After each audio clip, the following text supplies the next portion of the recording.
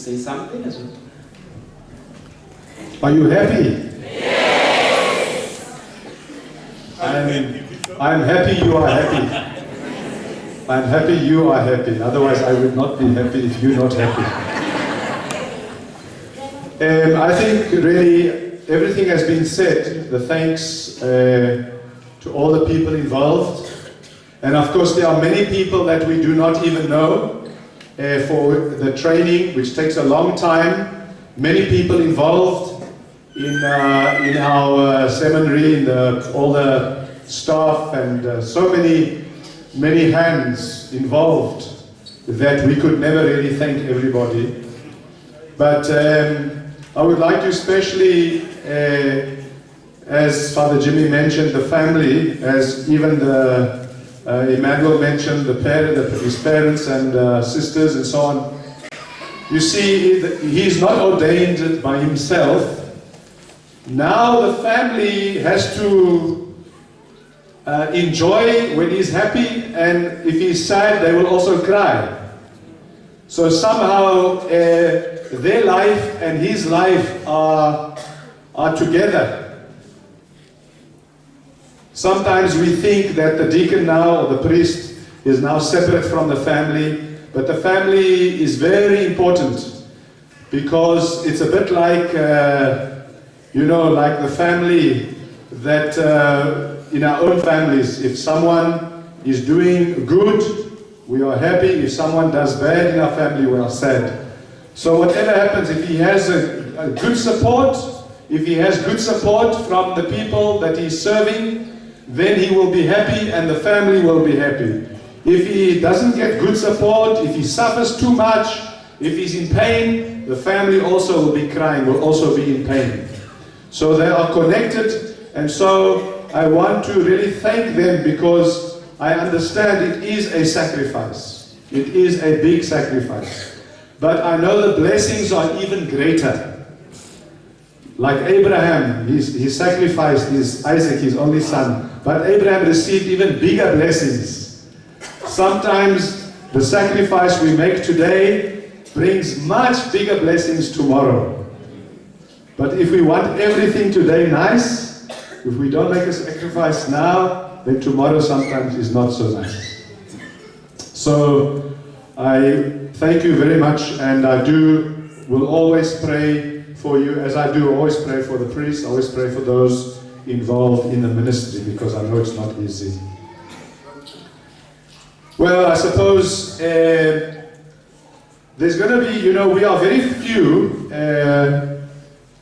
local diocesan priests, and he will soon, after a few months, maybe, we don't know, but maybe beginning of next year or end of this year, we don't know, but it's up to him also to ask. But at the moment, he will be staying with Father Martin Mugoro there in Olifants River, there where Father Andrew is. He will be staying there to serve in that parish, Olifants River, London, staying in the London mission there with Father Martin, because Father Andrew will be released from the parish and will be working full-time for the young people, for the youth, and also continuing full-time with helping to go fishing, to fish for vocations. So Father Andrew will be doing quite a lot of visiting the young people involved with the youth, and also he'll be doing a bit of fishing for those future priests that are already here, sitting here, some of them in the back there, in the back against the wall. So that is going to be just a change for the present, for the next, certainly until the end of the year, and we'll see how things happen. So I hope that that all of you will always take an interest in the life of this man.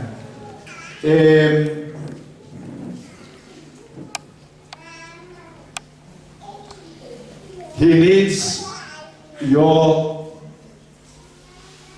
affirmation. He needs to be encouraged. And I know sometimes there are some young girls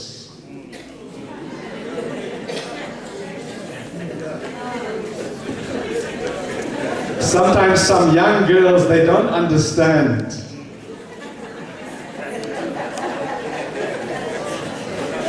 You know, they don't understand, and they, instead of encouraging him, they will tempt him. Instead of saying you made a good decision to become a priest, they will say, why are you so...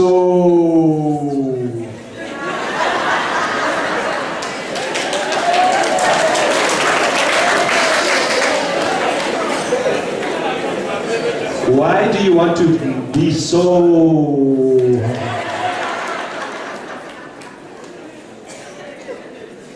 I hope there are not many of you like that, but it's what I'm asking is that you help him. Don't tempt him. There is enough temptation in the world. You don't have to add in the church to this temptation. So this is my prayer for all of you, so that we will grow as a church. We will grow and rejoice that we don't only talk about self-reliance with imali, with the chilete. You know, that is, self-reliance is first and foremost, not money. It is this. That is self-reliance first. To have our own people from this place, from this diocese, that we rely on for spiritual direction, for spiritual help, for service in the church. That is self-reliance. Hi, imalinje. It's easy to give your money and hold back your children. We want your children to be free to offer themselves to God, to serve. That is self-reliance. I hope that many more young people will answer. I don't say that many more people will be called, because God is calling right now young people to answer. The problem is they don't hear sometimes. They don't hear because we make sometimes too much noise, and so they don't hear. God is calling, but we make too much noise and they don't hear the call. We must have openness, and our homes, brothers and sisters, one of the biggest problems we have today is that there where we live, there where you sleep, there where you eat at home, there's not enough prayer. In the house, in the home, there must be more prayer. Not just in church, in the home, in the house. What you do in church is what you must be doing in the house. Because if you are not praying in the house, if the father does not pray with his children, and the mother does not pray with their children, if the children do not pray with their parents, then they will not hear the call. God is calling, but they will not hear because there's too much noise in the house. Too much noise. Too much TV. Too much kwaito. Too much jigga-ma-jigga. And so they don't hear the call. So I pray that you will encourage. Do not tempt, but encourage. Make him stronger. One day he could become the Pope.